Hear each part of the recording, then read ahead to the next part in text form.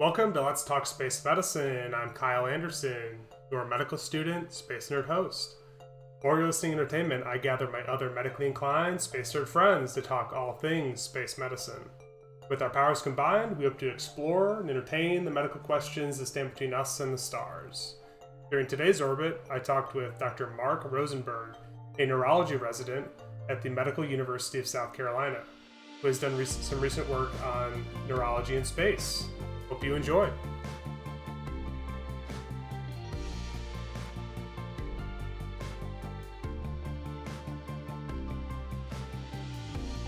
As a brief disclaimer, anything discussed on Let's Talk Space Medicine should not be considered medical advice, and is therefore not a substitute for seeking medical help from a doctor. We are simply interested at entertaining topics in the field of space medicine. To start off, kind of our genesis and how we connected was on Twitter again, what has been for me one of the best networking platforms. So thanks for reaching out to me and liking some of my content that I've been putting up there. But I saw something back in what was it? It was back in November. You were out in Dubai at a conference having a good time. And what I thought to myself was, man, I need to go to conferences with this guy. So, can you give us a teaser on what you were doing there and why you were out in Dubai? Yeah.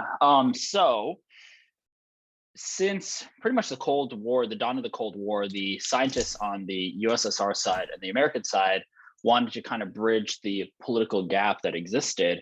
And so they had initially come up with something called the International Astronautical Federation. And the conference that I went to is basically their annual event that they put on, the International Astronautical Congress. It's much more multidisciplinary. So you can get people that are in engineering, you can get people that are in industry, you can get people that work on like space law. And then, I was there doing a presentation for some changes we had seen with the brain. But, as far as the added things, it was my first anniversary with my wife, and I would be remiss in traveling to a really cool place and not taking her with me. And me being the adrenaline junkie that I am, I've jumped out of an airplane a good number of times and she never had. And so I figured I cut a deal with her. Hey, if we jump over Dubai, will you jump out of an airplane? Now, keep in mind, this is the same person that she has much more of an adrenaline streak than I do. So I'm surprised it took her as long to do it. But, she was ecstatic. But that was the reason why I was in Dubai. And it's, if you ever have the opportunity, Kyle, to go out there, I highly, highly, highly recommend it because you'll be rubbing shoulders with students. And then the next second, you'll be speaking with CEOs of companies, to people who recently went into space as commercial astronauts. So it's a really cool environment, and they're all passionate to share, just like you and I are right now. Yeah, that's awesome. It sounds like you were able to make it a little bit of work, a little bit of play. So that's really fun. So what were what was kind of your main takeaways from the conference? I've heard about it, been interested in going, although it's a pretty penny if you're not presenting work, just go up and go to it. So what did you find most useful to go for anyone who wants to go in the future, and how to kind of capitalize on your time there? Yeah, especially you and I being in medicine, it's really easy to not necessarily get blinders, but it's pretty easy to fall just into the whole space medicine realm. And so when you collaborate or when you at least discuss some of these issues with other people, especially like engineers, material scientists, you realize that healthcare and the protection of humans in the human spaceflight realm is not just purely medicine. It's way, way, way more multifaceted and multidimensional than that. And so, you go to these conferences and you realize that, certain kinds of materials are being developed in order to protect a person against, let's say, radiation and how it affects the brain. And that's not something that you would even fathom if you didn't, speak to those proper people. And so, it's kind of adding more of the science side and more the preventative side to the typical medicine that you and I know. So it almost enriches our understanding of space medicine. What? You're saying aerospace medicine's a preventative discipline by nature? Oh, interesting. No, I do think it's Oh, what? It's under the American Board of Preventative Medicine, huh? exactly, yeah, yeah, that's exactly right. Yeah, it's interesting. A lot of the medical problems are, we like to think that medicine is the right tool to fix that problem, but perhaps an engineering solution or something else would resolve the situation completely. So, um, yeah, that's great. It sounds like it's multidisciplinary. You get all sorts of folks, of different walks of life, different disciplines, trying to kind of tackle the different problems in space. Yeah, I That's mean, great. heck, I spoke with Martha Stewart at this conference, believe it or not. Yeah, Okay, do you go on? just to inject a little bit of outside the box kind of multidisciplinary kinds of people. Yeah. One of the things that she's interested in is she's passionate about developing nutrient rich foods that can be grown in resource scarce environments. Of course, the way that you and I think about it is developing food for long duration spaceflight. But the terrestrial kind of application of that would be, if you can develop food that grows well in the space station, then what's stopping you from growing that same food in sub-Saharan Africa, or in places that are stricken with disasters? And so that's actually what she's been doing. And so she was moderating she was speaking on a panel, partly with the Methuselah Project, to kind of address this and see what kind of applications there could be for improving food, or at least maximizing food growth for that kind of application. And she had the panel afterwards. I spoke with her a little bit. We chit chat a little bit about Charleston and what she likes about it. Mm-hmm. But yeah, I mean, that's what this kind of industry brings. That's something that I necessarily did not think was possible in some of the other specialties. Yeah, that's insane. That's kind of a very unique experience, and I feel like anyone in the space community is gonna just build up those unique kind of experiences just by virtue of being in it for long enough. Well, then you don't even need to be in it long enough. My experience, I'm not like a lot of the other people that have, they did the internship when they were a freshman in college, and then they kind of, well, from there, I was a little bit later to the game. I, growing up, I had always been interested in space. I feel like a lot of us, it was either, T-Rex and velociraptors with dinosaurs, or, space. And unfortunately for me, being neurology, there's about 200 million years that separates me between being a dinosaur neurologist versus the alternative, which is I guess I had to settle on being a space neurology. And that wasn't something that I really fully fleshed out until I started my neurology residency. So I'm not one of these people that's been in it for that long. But I think if you're passionate, and I think if you're excited, and I think especially if you want to just chit chat with everybody about everything and try and learn, I think that that passion to learn is infectious, and people they'll drag you tooth and nail to meet this person and that person and this person. And so it's really exciting. It's a really exciting time. It's different than a lot of other medicine because it's such a wide open terrain right now. Everybody has the opportunity to explore whatever they want. And so, you're not seeing a lot of that competition that you might see with other medical specialties, which is really cool. Yeah, that actually brings up a really good point. Really, when I think of space medicine, I think of emergency medicine and sometimes family medicine as the two major kind of clinical contributors to the understanding of kind of space medical problems. So how did neurology work into your eventual, what came first, space medicine, and then you decided, oh, I can be the your brain on space expert, or were you just so interested in being a neurology nerd, which often noted to be nerds, and then you're like, hey, I can be like that guy. That's a great question. Yeah. So space medicine is by far dominated by generalists, absolutely. And I think both historically and also because it was such a fairly small patient population, you could do that.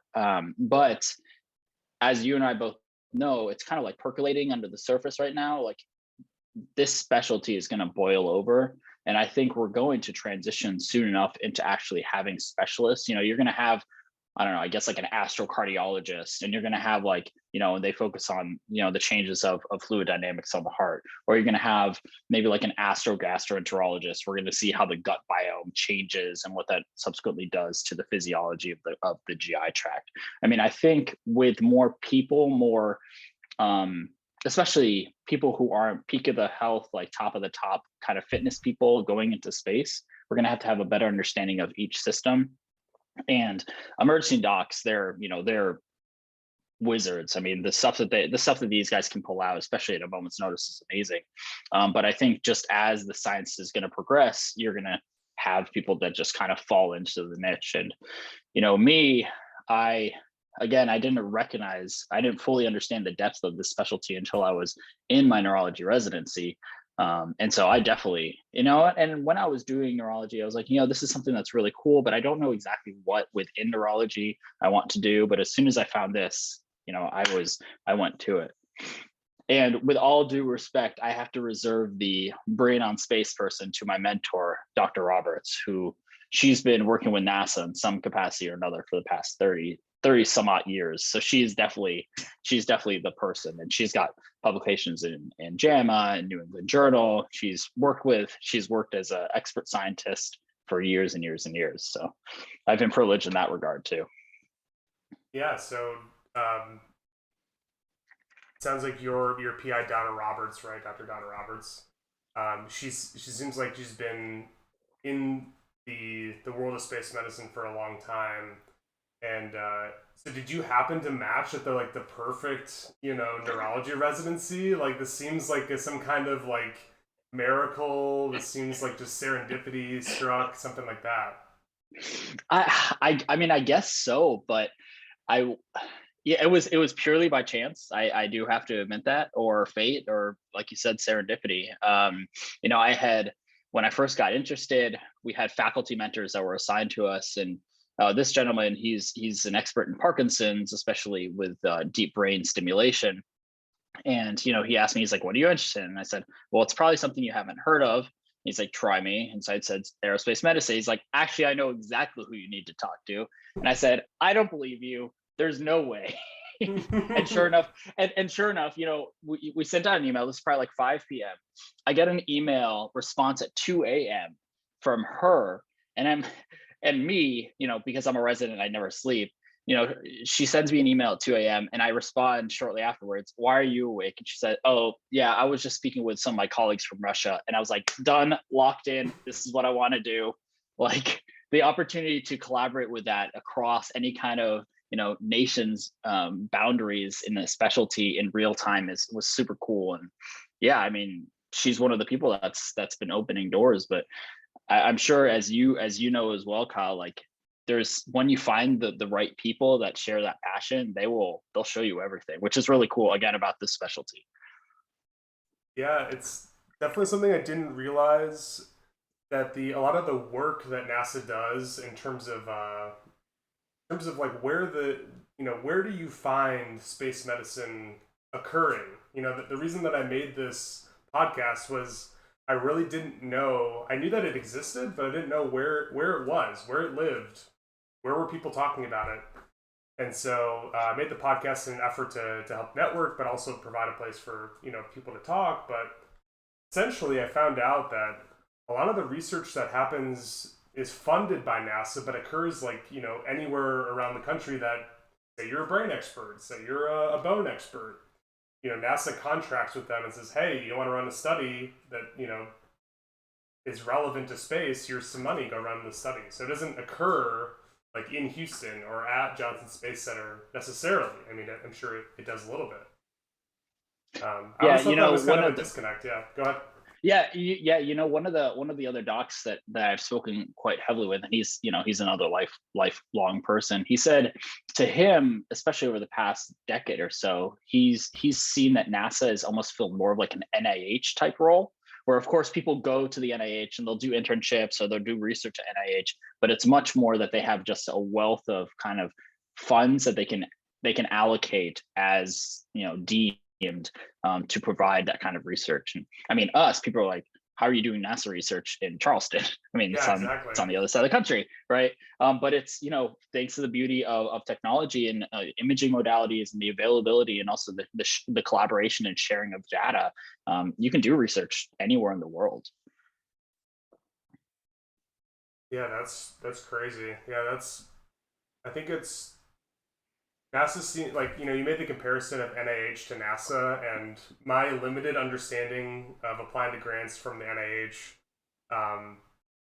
it feels like it feels very complicated.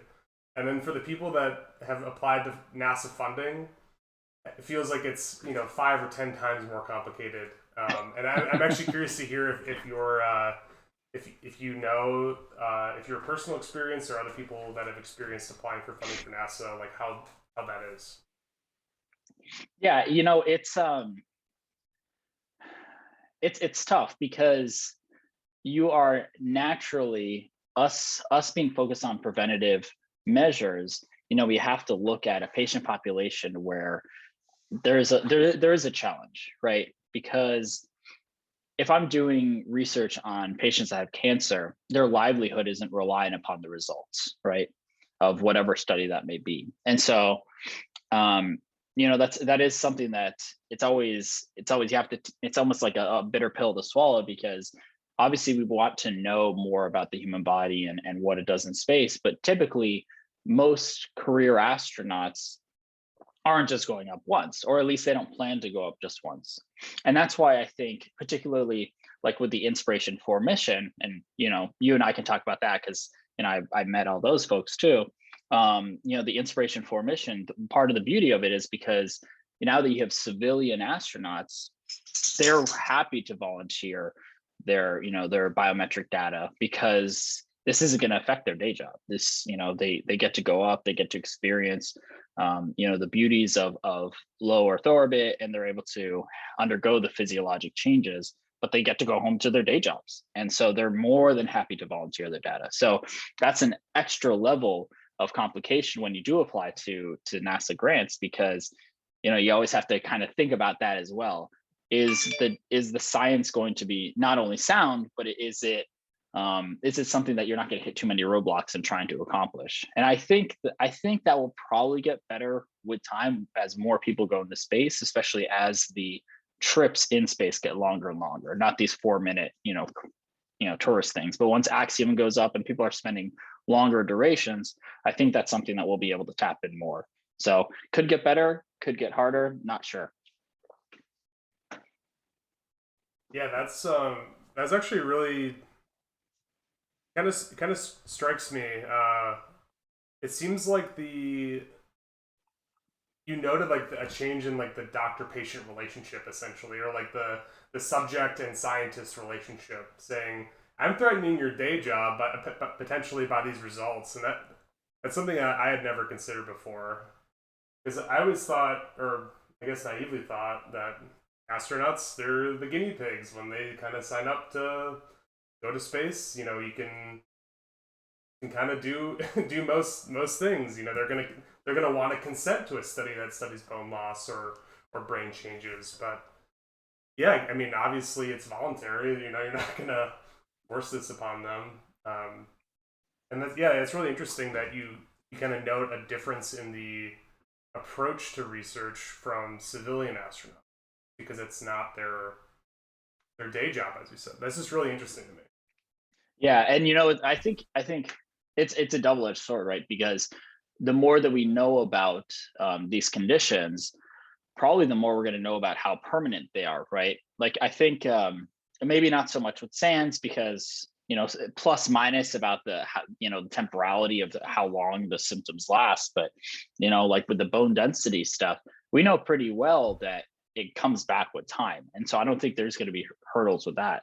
But maybe there's some kind of medical condition that we haven't quite discovered yet or haven't quite figured out that maybe it is more permanent.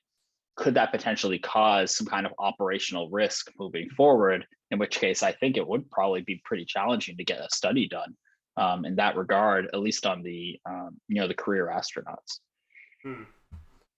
Yeah. Well, yeah, I guess you brought up a very important acronym, and that is SANS. And I'm just going to cut over to your paper. And so SANS is at the very end of this this title, and stands for Spaceflight Associated Neuro-Ocular Syndrome. And just a brief summary of like what that is to me is essentially vision changes or brain changes at large, driven by what I call the cephalic fluid shift. Many people call it the cephalic fluid shift, where you have a lot of the blood in your venous compartment in your lower limbs is shifted towards your head. And so this can kind of cause, fluid disturbances and fluid compartments, like parts of your brain, your sinus cavities and stuff that you study, is a reservoir for fluid. So fluid's going to build up there. And so it can cause kind of shifts in certain structures, and that's the neuro part of the brain. And then the ocular part is that it actually causes vision disturbances or vision loss of some degree. I think in like 60 or 70% of all astronauts, which is like crazy high to me.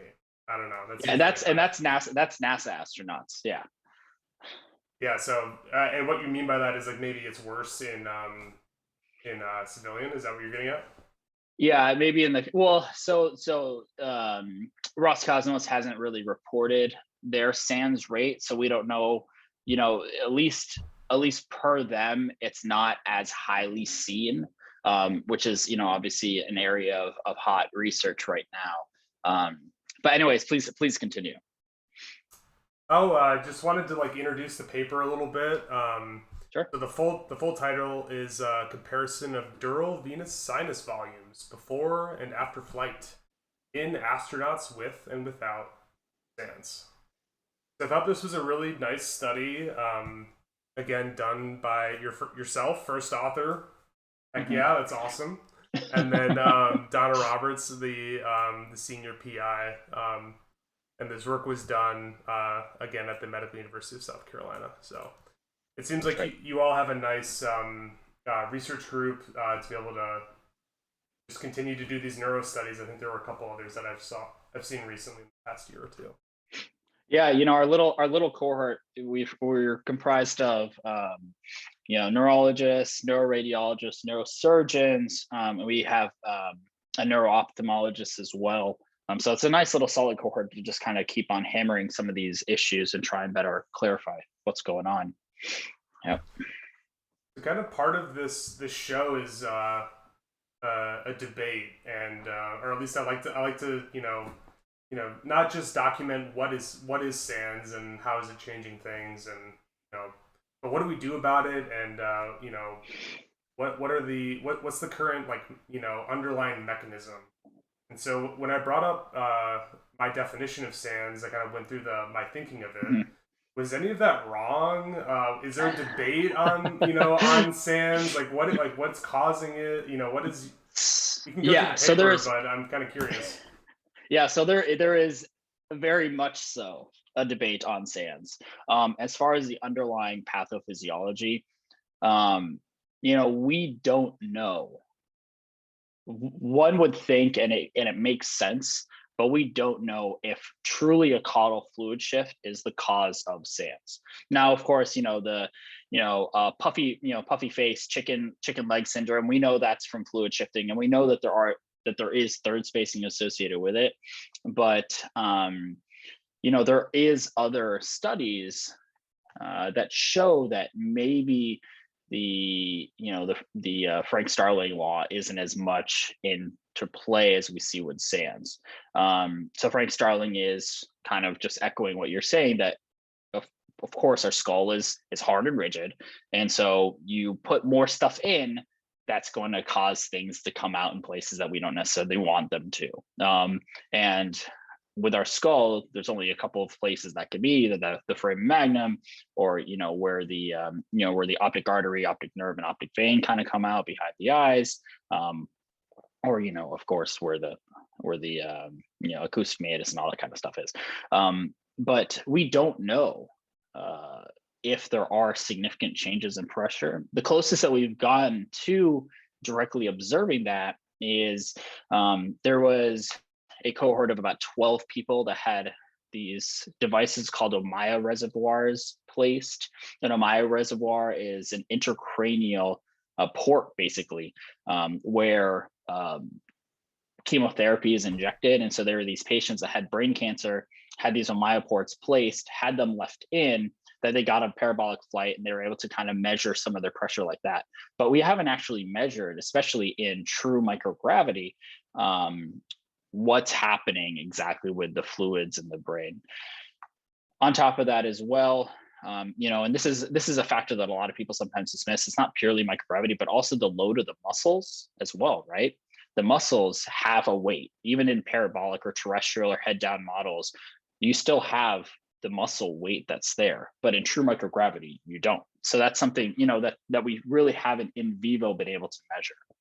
And so, this whole question of caudal fluid shifting, especially at the level of the orbit, are we seeing direct deformation because of this fluid?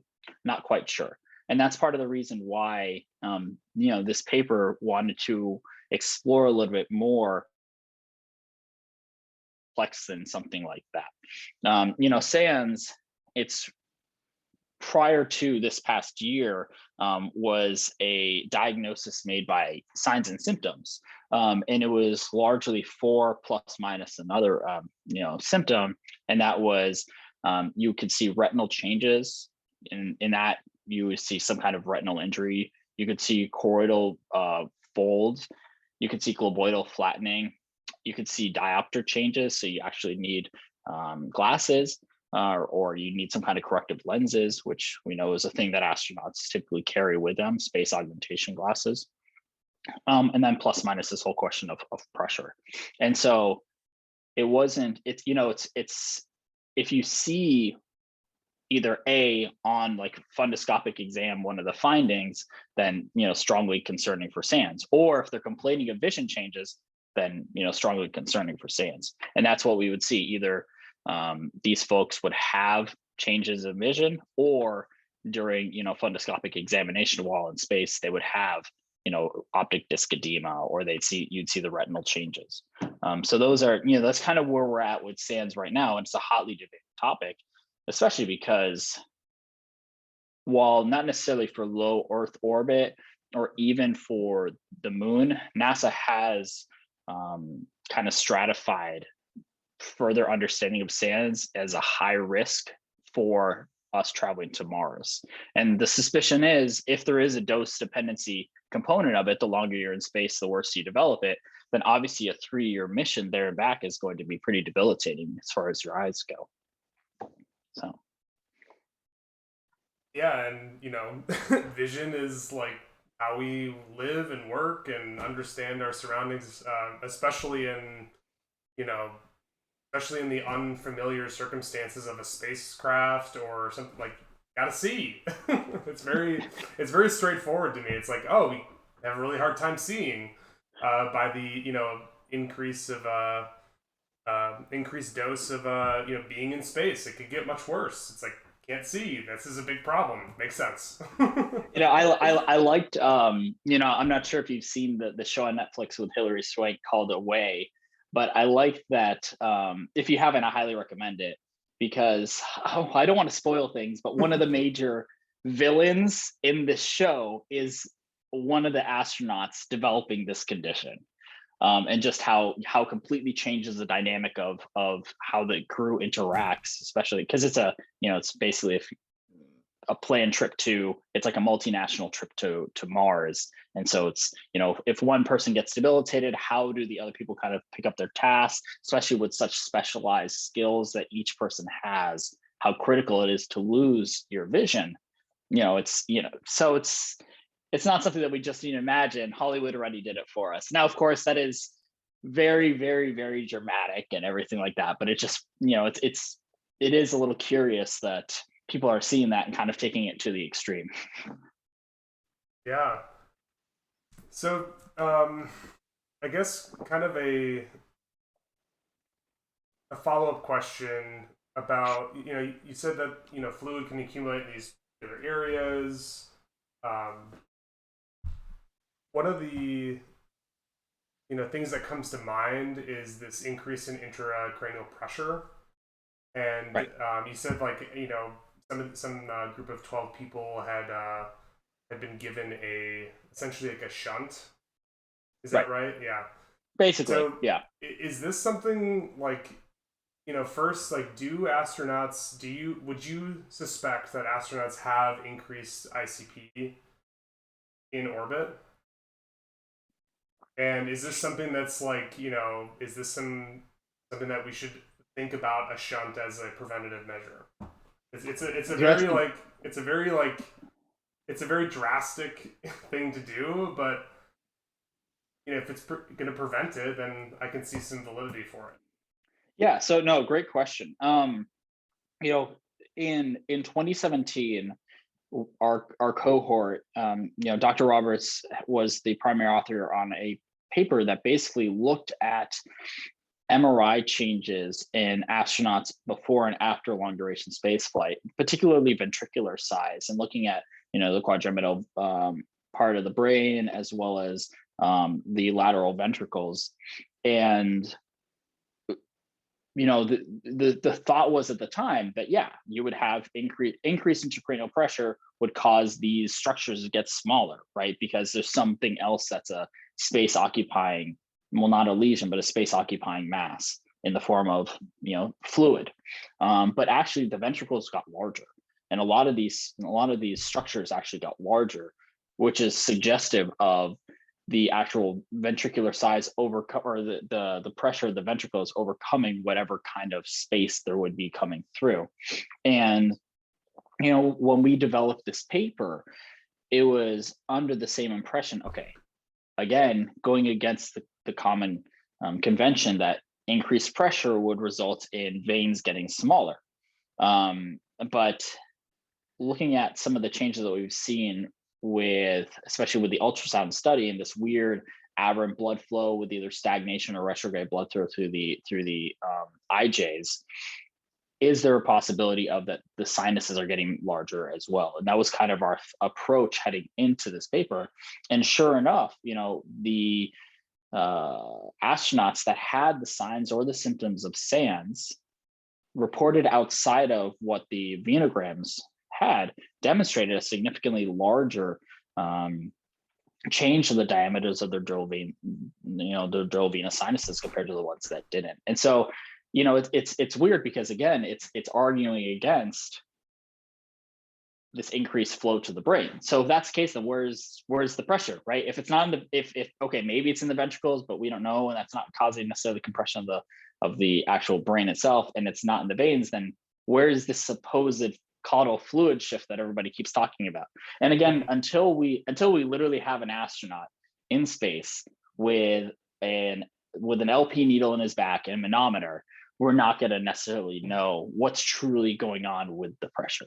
And there's a lot of theory thrown about. There was a paper that was just published that people that have larger body size, not even body habitus, but larger body size, have a higher proclivity to developing this condition. And that's why they think maybe men have a higher chance of developing compared to women.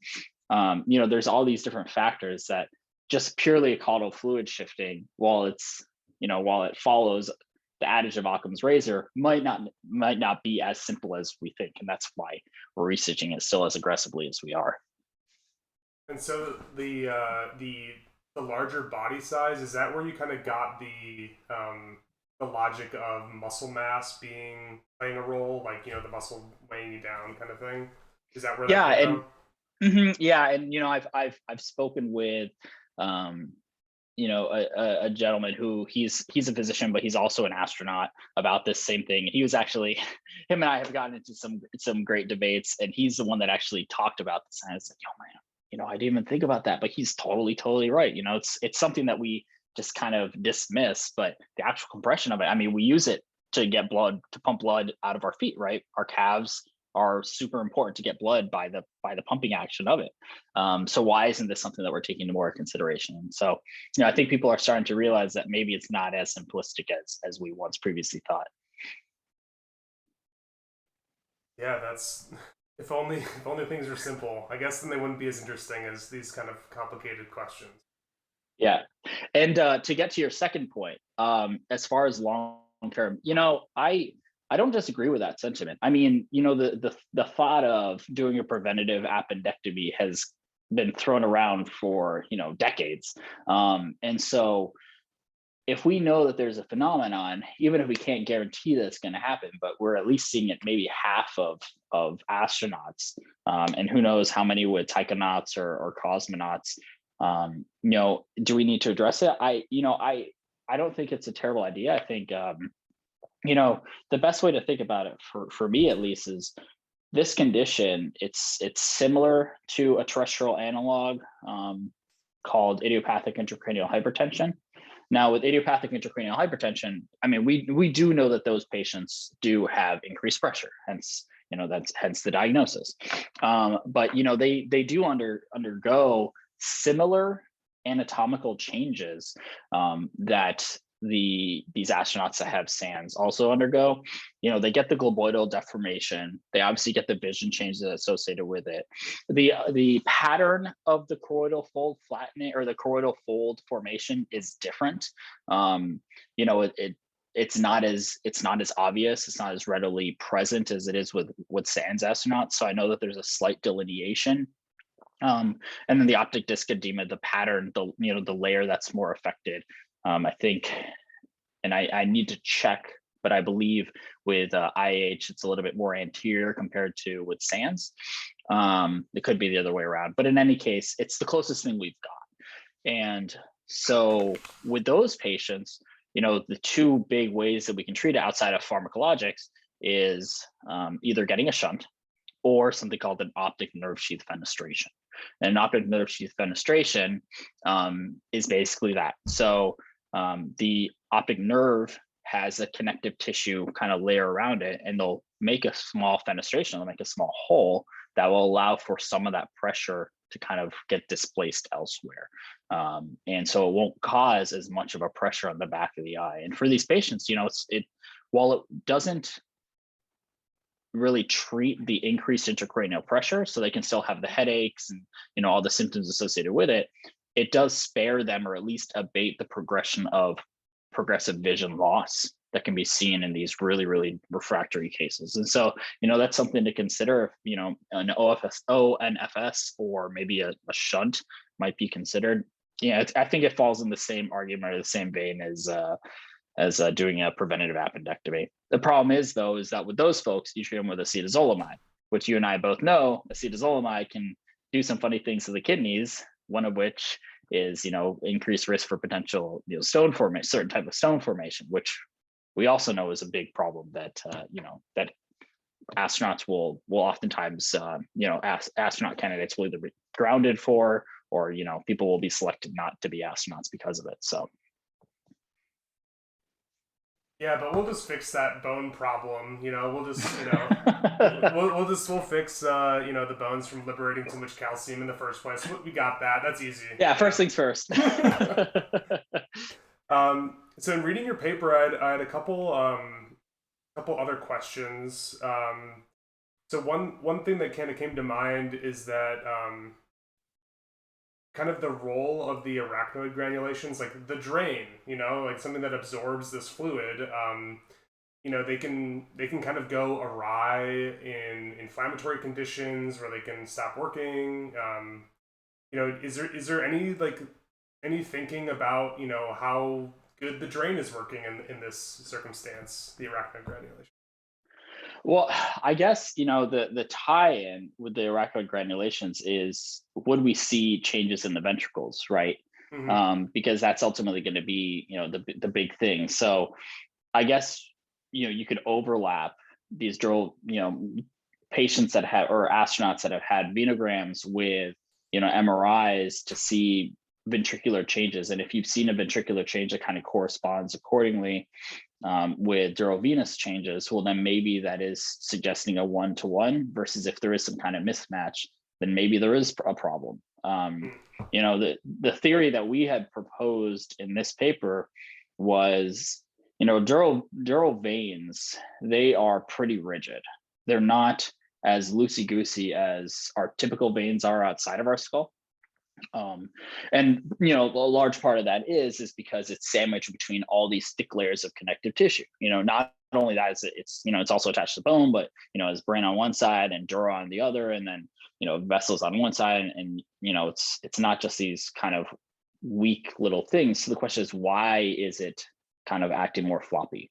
And so the thought is, are we seeing a problem with the actual structure, or even on a pathology on a kind of a really microscopic level, and that's playing a role? And I mean, I guess the same thing could be said with the arachnoid, and arachnoid granulations. Is arachnoid granulations on a functional level or even an anatomic level, is it causing problems? It's hard to say. It's a great, you and I can talk more about it, and we can collaborate on a study. Yeah, I'm currently in the throes of writing my dissertation. I don't know if how familiar you are with my background, but completing a PhD and then heading back to med school in the next couple of months. So I will collaborate on that study after the thesis is done. Deal. Yeah, so that's kind of interesting. Okay. The next kind of thing that is always brought up with SANS is kind of the sex preference. So it's a potential. I would say that the evidence isn't super strong, but there's some thinking that SANS can affect men more than women, and you brought up body size and that role, but maybe there being something else besides body size playing a role in terms of sex differences. Where's your thinking on that? Where's your debate on that role? Yeah, and this is something that I've really racked my head around for a period of time. There was a paper that was just published last week, actually, in Nature Medicine about active hemolysis in astronauts. I'm sure you read it. Great paper. And we know that terrestrially, the degree of cell turnover is different in men and women. And, it's been historically documented that certain chronic conditions, certain anemic kind of chronic anemias can increase cardiovascular risk. Does that translate to what we're seeing with SANS if we think there's a stronger cardiovascular connection? It's hard to say. Also, guys just in general do have more body mass, and that doesn't necessarily mean degree of adipose tissue or bone density. It's just overall guys are just larger, and just because of that paper, we've recognized that there is some validity to that. One of the things that I've been curious about, though, is the role of hormones, and at least how hormones change blood flow dynamics.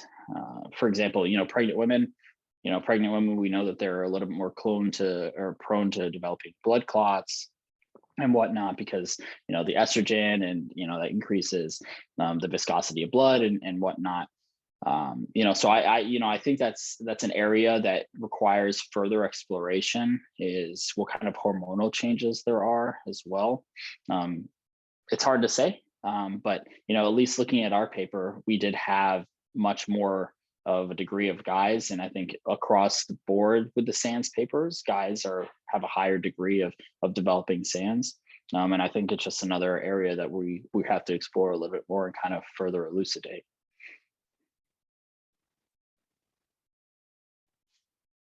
The rabbit hole keeps on going deeper. keeps on going. That's why I'm happy to get you involved. I'm happy to get anybody that wants to get involved to keep going, because there's a lot more to do. Yeah, I think as part of my excitement for this field is that it feels like you can really, there's so much work to do. There's so much that isn't known. And that's kind of, it's kind of a logical fallacy to think that isn't the case in other fields. But Right. I often, in studying bone, it's like, how much do I think is known about bone? And it's like, oh, I don't know, like maybe 50%. In actuality, it's like 0.01% is known, right? Like there's no possible way that we know that that much. Our knowledge is always so just skimming the surface. You're right. But at least intellectually, space medicine feels like we are starting at 1%, and our actual knowledge is even less than that. Yeah, that's right. It breeds a sense of excitement in me, and it sounds like in you as well. Yeah. So yeah, Plus, like it's good. it's exciting to just talk about rockets. Yeah. I mean, like I get, I could localize lesions for people. I'd be like, ooh, where do you think, the weakness in their, in their left hand's coming from? And most people, won't care. But if you talk about space medicine, then people are gonna be like, wait, what is that? Is that even real? So just automatically by default makes, as anybody listening, going into space medicine by default makes you just a more interesting person. So yeah. So how do you broach your interest, like professionally with patients, in your career? Like how has that been? Because it's often met with, is this guy real? For serious? Is he sure? yeah, I think a lot of my friends slash co-residents have gone through like the 5 stages, right? So like first it was denial. It's like there's no way that he's doing this thing, and then it's bargaining. It's like, okay, like what realistically is this doing? Like what do we need to do to bring it back to reality? And then like they're slowly getting there, and then they're like, oh man, he's actually fully dedicated. We have to just accept it. But most of the time when I tell people about what my interests are, I'm met with a lot of raised eyebrows. People are like, wait, that's actually a thing. But then when you explain a little bit more, then people were like, oh man, I wish I'd known this like 5 years ago before I applied for fellowship or whatever. But I think 10 years ago, before commercial space being where it was, I think a lot of the explanation is already done for us just by people turning on the news or turning on social media and seeing all the stuff that SpaceX or Blue Origin or Boeing is doing. So that at least takes the groundwork out of it. Yeah. Although I will say, kind of counter to that. Now it's more, it's more defined. So if someone gets a bad taste in their mouth and say, "Oh, why are we doing this?" You kind of have to play defense instead of being able to set the whole picture. Yeah. Something that's kind of come up with me is people talking about Virgin Galactic and Blue Origin, and why are these people doing X, Y, and Z things? And it's definitely I really inspiration for. I wish they had set the tone and gone up 6 months earlier, and had been the flag bearer for commercial spaceflight, because the way that was all done is really impressive to me, and very very inspirational for me, and really really cool that you got to meet them. That's awesome. Yeah, I have to tell you, so I was speaking with Haley Arsenault, I guess a month and a half back, and I asked her, "Would you do this again?" And I was expecting her to say, "Well, yeah, of course," um, but she said no, and I was taken aback, and I was like, "Wait, why?" And she said, "I had my opportunity. This changed me in profound ways, and I want everybody to experience this."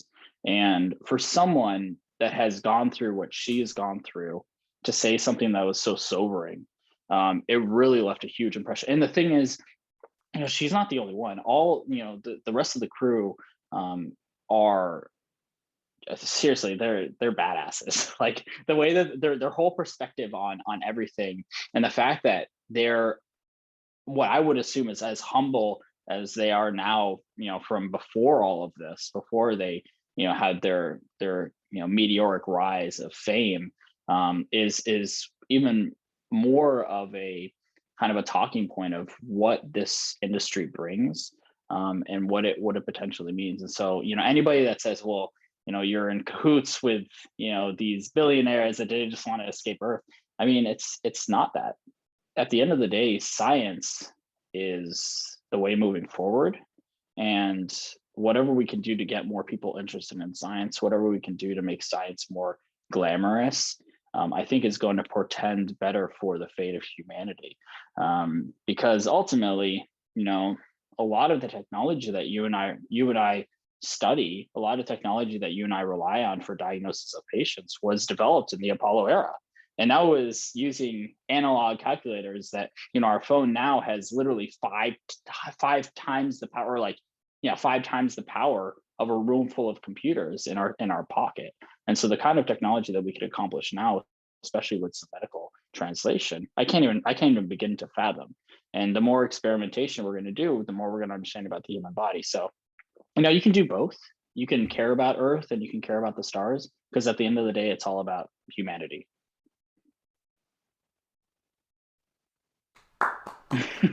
That was great. I mean,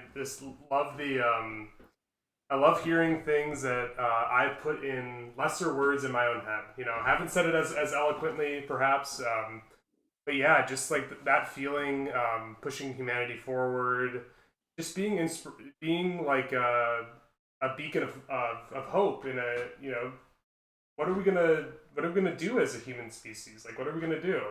Why not go amongst the stars? And yeah, that was just very very well put. It's like you should be responsible and a co-lead of a student organization. So something else I wanted to bring... what's that? So one thing I did want to bring up, because it is kind of hard to find the right place if you're interested in space medicine or in space in general. Where do you go to find your people? And it seems like it's a very important question. Where are my people? Where can I feel like where I can make a mark, where I can be my own individual, where I can kind of bring something to a group of people? And one of the big organizations that I've recognized in my kind of understanding of the landscape is SGAC. And I have their website pulled up. Based on your Twitter profile, you have some significant involvement with this group. So I'd love to hear more about it. Yeah, so this is my big plug. I'm using this to talk about SGAC. So, and I don't need to. SGAC is an amazing organization. It's been around for a long time. So SGAC, it's a Space Generation Advisory Council. What it is, and it's been around for 20 plus years, it is part of the United Nations Office of Space Affairs. And it is an organization that targets young people from the ages of 18 to 35. And it's basically that. So, we have people that are interested in satellite defense. We have people, or like meteor defense. We have people that are interested in satellite networks. We have people that are interested in development of space law. We have people that are interested in, exploration and analog missions. There's all these different kind of project groups, and it's a very well-formed organization with members all over the world.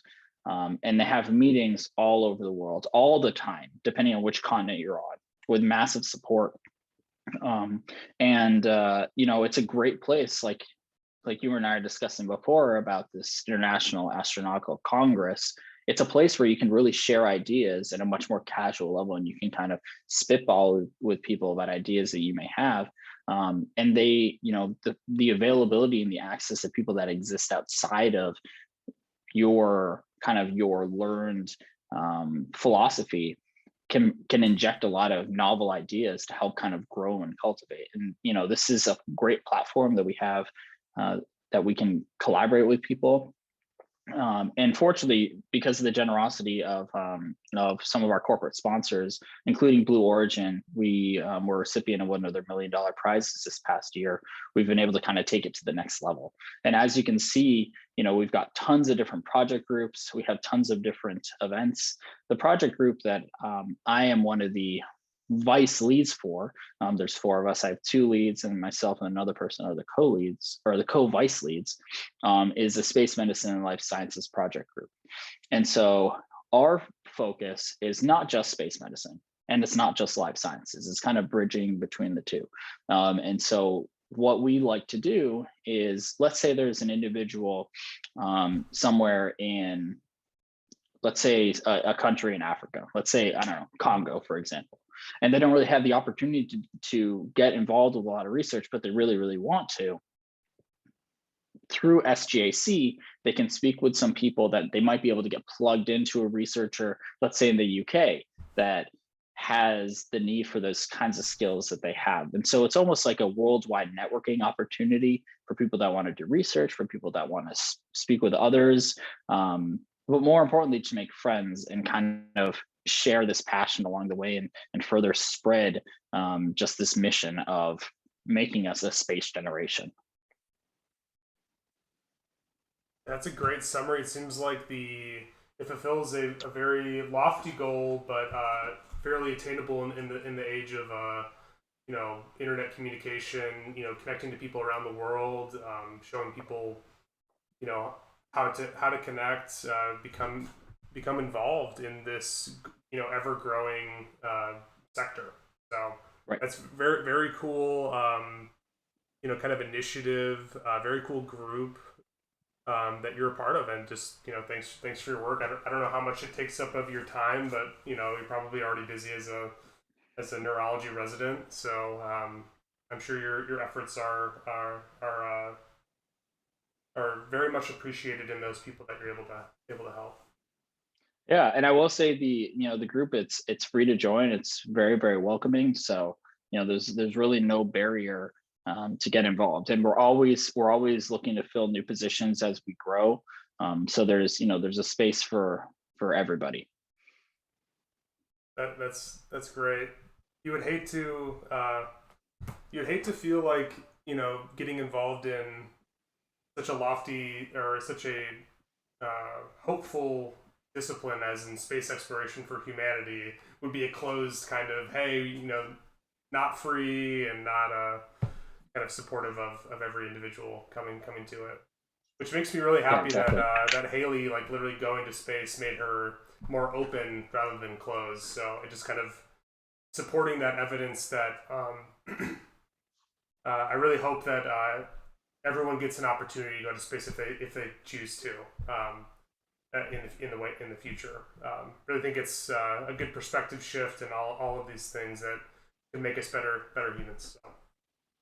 Agreed. It's wild to think that our kids' generation is going to, it's going to be commonplace for them, for people to go out and just hang out in space. Yeah, actually, that kind of that leads me to another kind of question. What is your view of maybe just the field of space medicine in the next 50 years, the view of space in general, or you can talk about, hey, when you're graduating residency and what your next plans are, just kind of future focused comments. Yeah, I mean, the future is effectively now, right?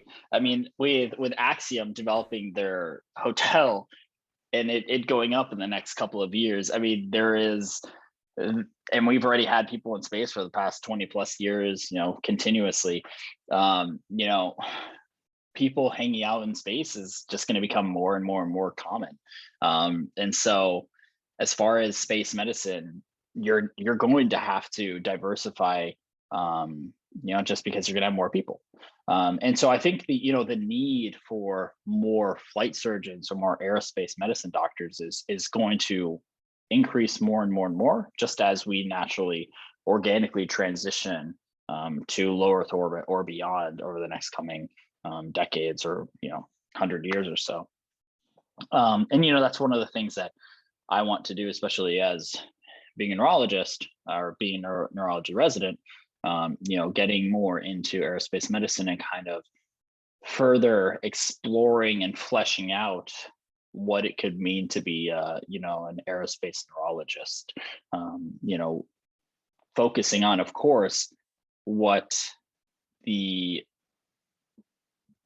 microgravity environment or the hypercapnic environment, whatever physiologic stressors that may exist in microgravity, what that does to the brain, as well as the relationship between the brain and the human body. Are a lot of these things we're seeing, are they systemic? Are a lot of things we're seeing, just more of a symptom of a bigger problem that we haven't yet quite explored? These are things that, these are questions that I hope to be able to answer over the next coming, years, the more I get involved with this. But this is something that I definitely want to, have more people follow behind, because obviously for me, hammer sees nails. For me, the brain is the most important part of the human body. And I think there's a lot of questions, as you and I have even briefly touched upon, that need to be answered, and we need more people. So if anybody wants to get in neurology, awesome. If anybody wants to get into space neurology, even better. Just get a hold of me and we can keep talking.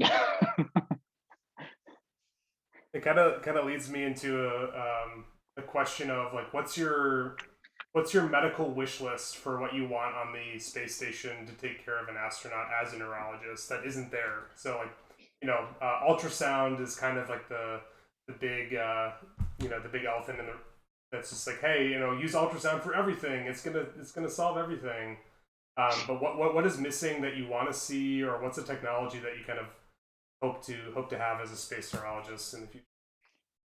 Yeah, it's funny that you asked that. So we've been working on basically the portability of different imaging modalities, and we just conducted, our cohort here just conducted the first MRI in motion, going 55 miles an hour in the back of an ambulance. Okay, Using a particular device called a hyperfine MRI, and it's by the same company that developed the Butterfly IQ ultrasound. And basically, I think an MRI is going to be one of the best things. Also, if people can become adept with doing ultrasound LPs, that's also going to be important. I guess that it begs the question of what medical or what neurologic emergencies could occur, and what are we going to need to address it, right? So if someone develops an intraparenchymal bleed, or if someone has a stroke, for example, what do we need in order to be able to try and figure that out and address it? That's going to be the biggest thing. Obviously, with low Earth orbit, we can triage most of those people, unless they're in imminent, distress where they're not going to survive re-entry. We need to figure out those kinds of things. And I guess that's another big manuscript that our group is working on, is kind of addressing all these cerebrovascular emergencies and kind of how to work around them. But ultimately, having a suite or a part of the ISS that can address neurologic emergencies is going to be, for me, the most important thing. Then after that, everything else is just gravy. Mm-hmm.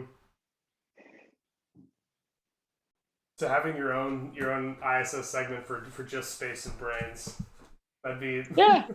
No, why not? Just have a thrombectomy suite. Just have a couple of neurosurgeons.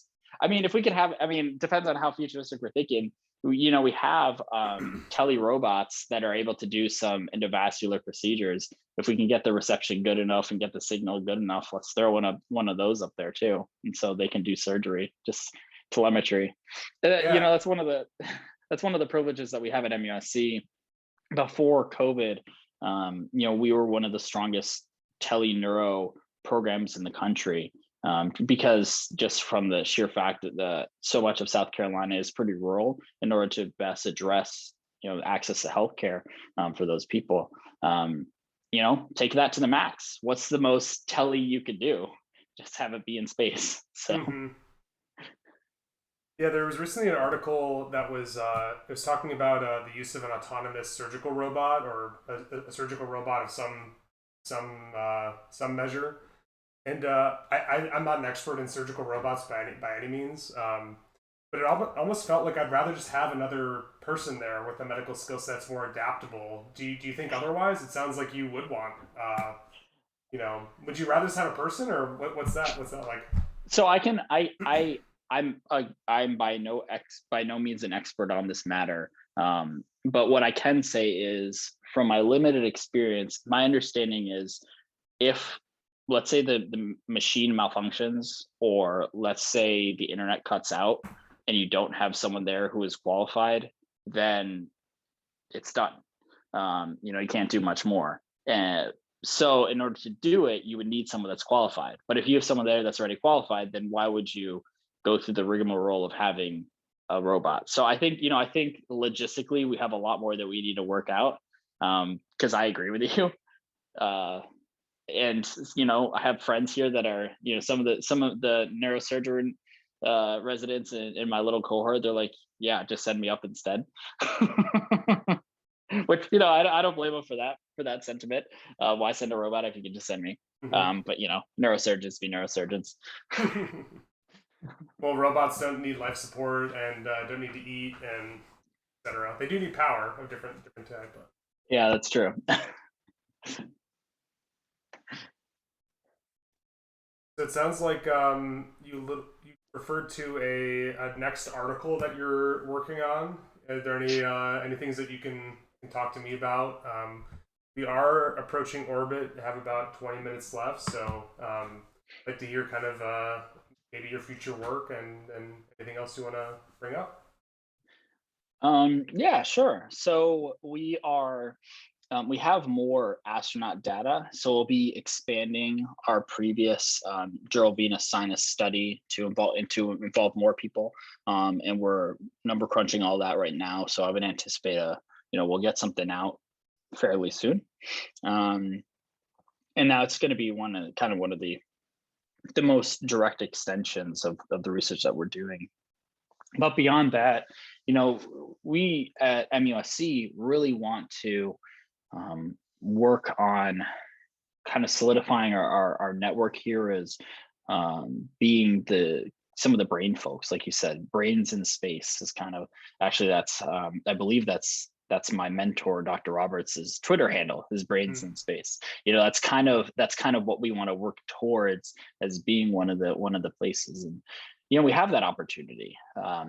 We have we have the Citadel Military Academy. We have the nuclear Navy nuclear school here. We have a bunch of other things, and so we're trying to expand on that. And so some of the research that we're doing is going to emphasize that. And so we're exploring stroke risk and kind of theoretical stroke risk.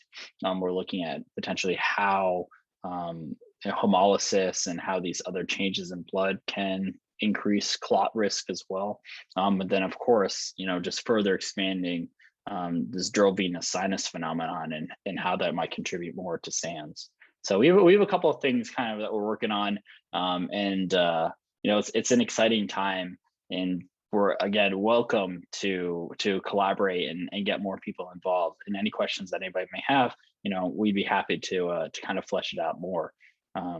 Because we feel like we have a pretty strong cohort here. A lot of fresh young minds that are really, really curious and really passionate about exploring this area more. And so any more ideas that people may have, we are all about it. So. Yeah, that's a lot of ambition. It sounds like you want to build kind of the brain trust. Forgive my pun, but you want to build kind of, hey, we are the space neurology folks. From the outside looking in, it feels like you're already that. I don't know how exactly this came to be. Besides Donna Roberts kind of existing, I don't know how she got this cohort. I don't know how this came to be, but it does seem from the outside that you're already at least made a mark in my eyes and as well as others. So. Yeah, actually, how did you guys how did she get this cohort? Like, do they get imaged at MUSC and then, or do you go to Houston? How does it work logistically? Yeah, so that's a great question. There is a repository of biometric data. It's called I always mess it up, but it's the Human Life Surveillance Program. And it's basically when an astronaut signs up, they basically sign over that they're going to be monitored for certain things over the course of, while they're employed by NASA, while they're in space, before, after, yada, yada, yada. And so basically what you do is, let's say you, Kyle, that you're really interested in calcium and you want to know calcium, a month before and a month after, you basically pitch this idea to the human, whatever, the human life monitoring or whatever. Yeah, there we go. Yeah, you basically pitch your idea to the office, and they'll, just like an IRB, they'll vet it and they'll see, is this a research project that we feel comfortable giving this data to. And so because of that, we've been able to access this data to astronauts. And Dr. Roberts has been doing it for a long time with different research projects here and there. So for her, it's it's fairly easy to to know what to do. But yeah, that's why anybody that's interested in this domain, you don't need to fly astronauts out.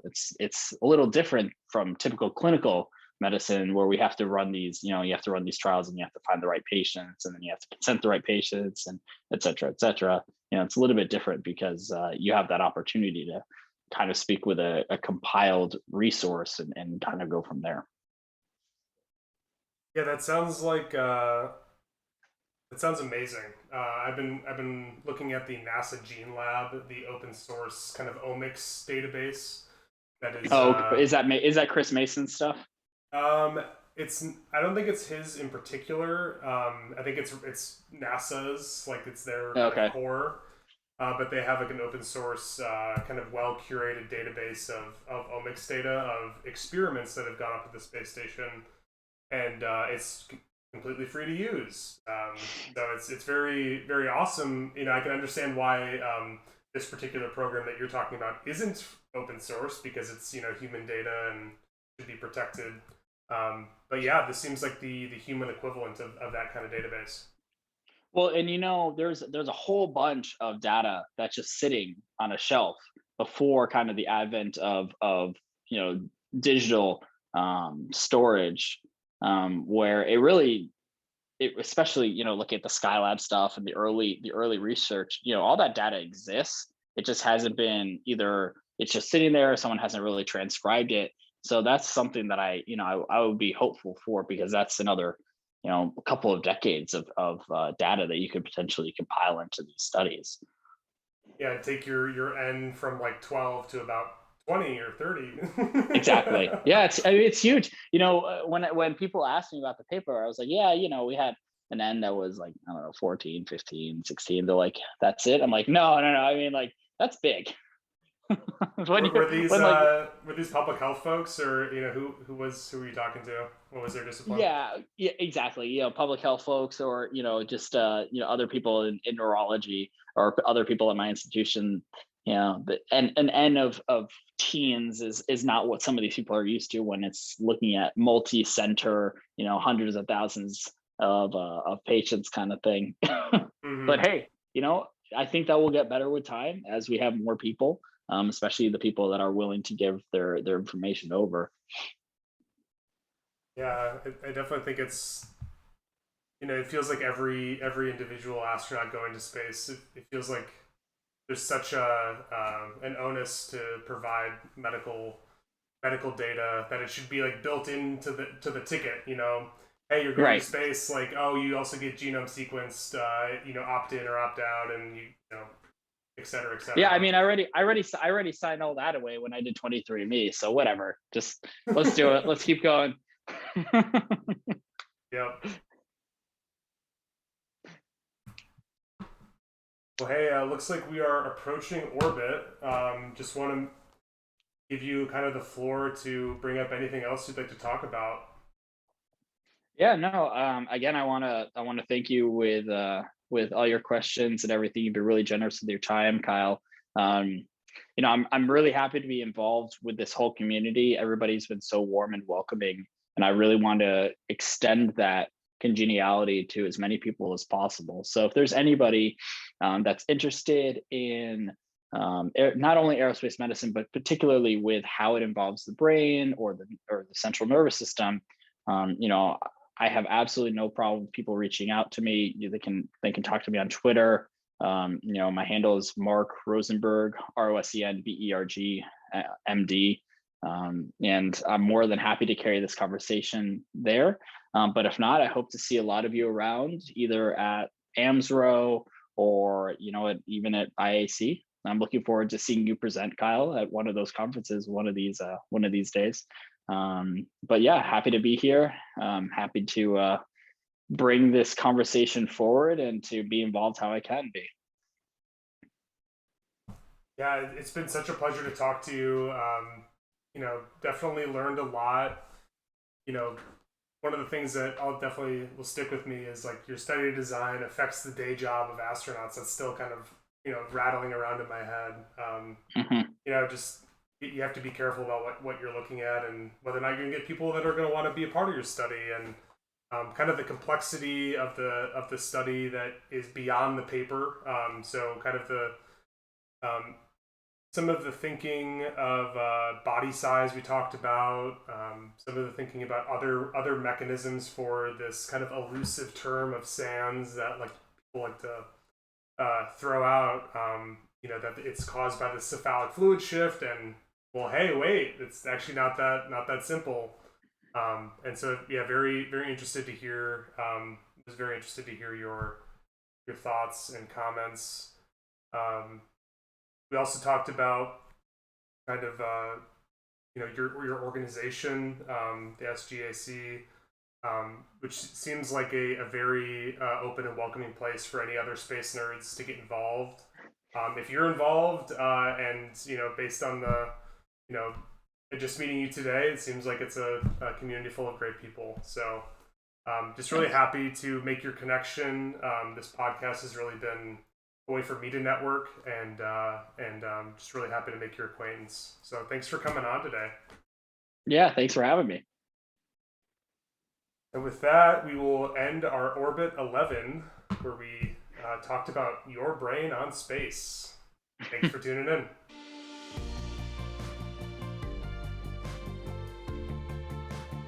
Thanks for listening to Let's Talk Space Medicine. If you want to continue the discussion and meet more fellow space nerds, be sure to check out @TalkSpaceMed on Twitter and the Let's Talk Space Medicine server on Discord. Thanks, and see you next Orbit.